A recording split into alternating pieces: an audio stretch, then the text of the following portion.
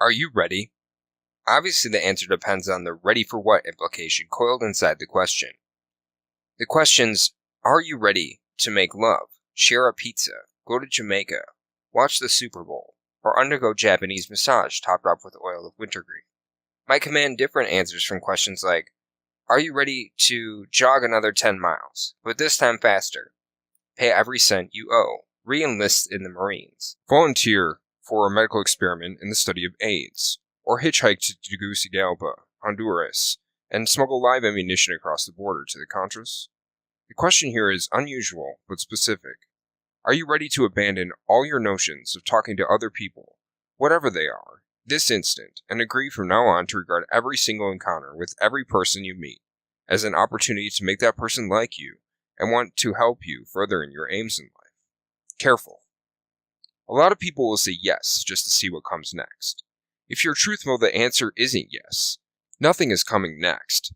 Nothing of interest to you for sure. Some consider it something close to a sin to cultivate a person as a friend and hope for some future gain, specific or vague. Others consider it a waste of time to socialize with anybody who can't do them any good. The two attitudes divide, like classes on Russian trains, into soft and hard. Let's call individuals within these classes soft hearts and hard hearts. The soft attitude has kept a lot of talented people unnecessarily trapped in mediocrity. That notion says, people are not things to be used only when needed or when it's advantageous. I will not abuse fellowship and conviviality by allowing the suspicion to germinate that my opportunism supersedes my fraternal motives in showing niceness to others. The hard shouts back, quit worrying about appearing opportunistic in your dealings with other people. Grow up and recognize that people are opportunities.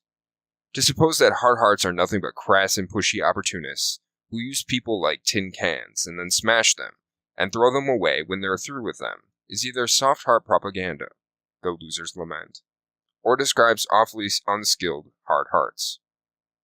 For every successful person out there succeeding, there are 100 who know him who are sitting around crabbing about the way he uses people. The best position, the one to get ready for, is somewhere safely in from the extreme, but definitely on the hard side of the middle. The argument is not about whether to use or not to use. It's to use tastefully or distastefully, with grace or with gall, in a manner that leaves the one being cultivated thinking, what a delight doing favors for you. Do call again. Or in a manner that repels him, as well as all observing bystanders. The hardness I suggest does not call for treating people like tin cans. It demands they be treated more like treasured zucchini to be dusted and petted and placed lovingly upon protective green confetti in the display bin. Smash them and throw them away when they're through with them. What rot. What an awful transmogrification of the hard doctrine. Skilled hard hearts realize you're never through with them. Anyone who can help you once might help you twice. Soft hearts see a difference between personal friends and business associates. Each is clearly enough defined in the soft mind to be wearing an armband, and different rules apply to each. Personal friends are those we like spending time with because we like them.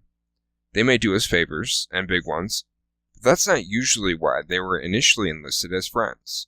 Personal friends are ones we relax with. They're the ones we rejoice with because we actually like each other, in praiseworthy contrast to those opportunistic dogs who will court anybody, kiss anybody, and spend time with anybody in their remorseless lunge for success. That's the soft line, and it's devastatingly seductive. It engulfs most decent people for the course of their entire lives. It's the easier philosophy to accept. It seems nicer. It just isn't true. Some of the best friendships, some of the best laughs, the best moments, the most vibrating, pulsating fun takes place at parties where not one single relationship was founded on soft-hearted affection. Do you suppose those governors and congressional chairmen of key committees actually like each other? Or the CEOs of the 8 major firms in an industry having a drink in the penthouse of the convention hotel after the evening's banquet? Or those rock stars and movie stars relaxing after rehearsal for a big benefit? Or those genial diplomats at the dinner party from countries that were fighting each other last Thursday, or intend to fight each other next Thursday? Are they the ones you pity because they don't have time for their friends? Save your compassion and your energy. They don't need it. Do you think you have what it takes to improve yourself quantumly over where you are now and where your present trajectory is likely to take you? If so, do you want to take that climb? If you answered affirmatively both times, there remains only one more question. Does success mean more to you than time with your friends, or does time with your friends mean more to you than your success?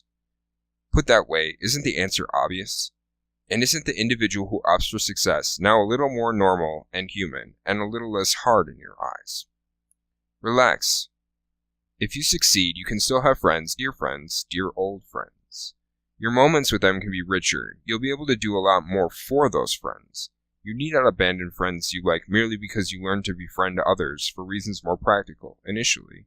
I have no way of telling how many arranged marriages wind up knit by love. I can testify, though, that many friendships that were motivated initially not by affection, but by opportunism wind up richer and more enduring than those with the good old boys from down home. When we talk about the facts of life, we mean sex. That's unfortunate. Those sexual facts may indeed be the most sensational facts of life. They may be the most eagerly anticipated facts of life. They may be the most important facts of life, but they're not the only facts of life. I learned another one on active duty in the field of journalism in the 1960s. A convention of medical writers in Arizona was rocked by a report that a team of New York researchers had come up with an injection that could melt, literally melt, breast tumors in mice in less than 8 minutes. They were eager to show it off to anybody who could watch. I had a local radio show in New York at the time, and I didn't even try to arrange an interview with those doctors right away. When I called, I learned to my amazement that I was the only one and only talk show host who showed any interest. They invited me down for my own private demonstration. They had a specially bred strain of mice, the C3H strain, in which the female obligingly almost always develops breast cancer. They selected a mouse with a particularly large tumor. I was a layman, and they wanted to make sure nothing was lost on me. They invited me to use my own stopwatch. They injected and said go. And sure enough, inside of 8 minutes, the tumor was gone. Why wasn't the whole medical world standing where I was, gasping like I was gasping, thrilling like I was thrilling?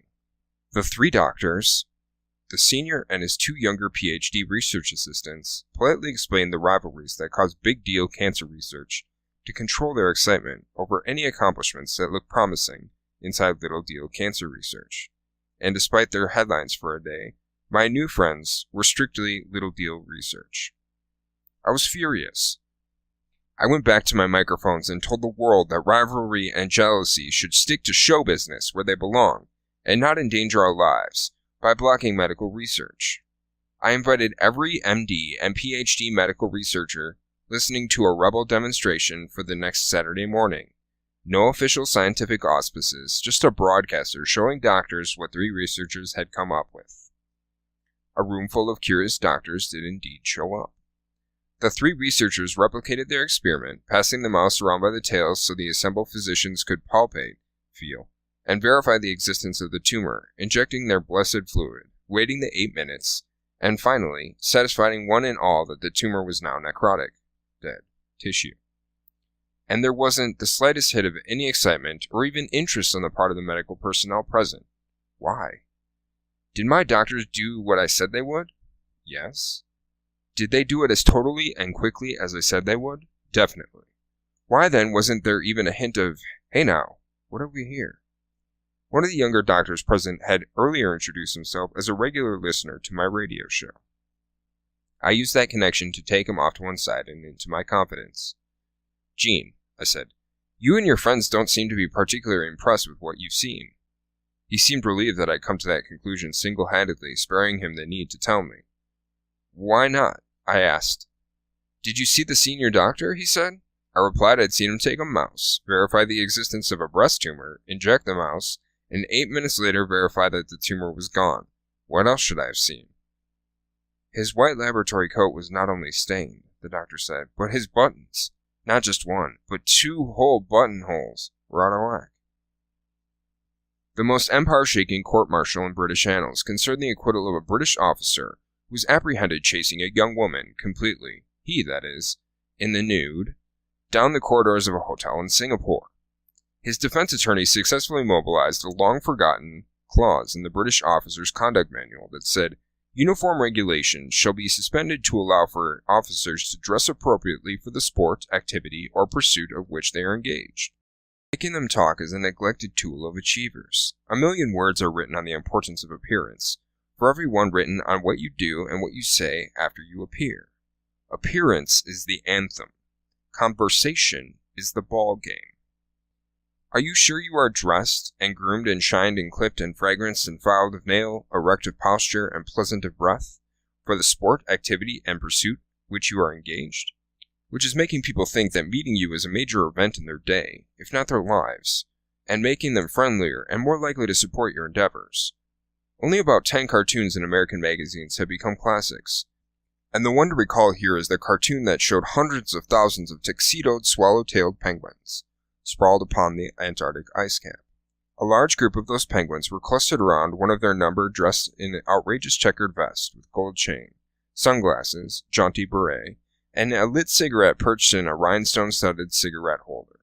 The caption had the stylish penguin saying, "I just got tired of being so goddamn formal all the time." Emotionally, we may side with that daring penguin, but tactically we've learned to go along with the anonymous, unimaginative others. When you try to make an impression, that, alas, is exactly the impression you make. Lincoln would have lost the debates to Douglas if his tie had been trapped outside the collar. Once upon a time, gentlemen, out to succeed in commerce, had no choice but to dress in style. They had to surrender to the fashions of the day. All rebellion was mercilessly dealt with. Today there are men and women who want to succeed only if they can do so within dress codes they consider proper. Fine. No written word is likely to undermine your principles. All that's recommended here is to appear at all times the pinnacle of your chosen mode, whatever that is.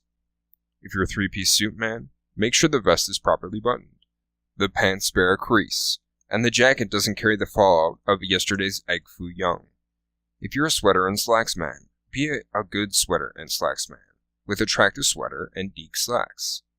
If you're a suit woman, a dress woman, or a daring none of the above, make sure that if whatever style you're exemplifying had rules, you'd be in conformity with them. If you're a t-shirt person, at least be a clean t-shirt person. If that's too much for you, if your personal commitment calls for a dirty t-shirt, make it the most interesting dirty t-shirt available.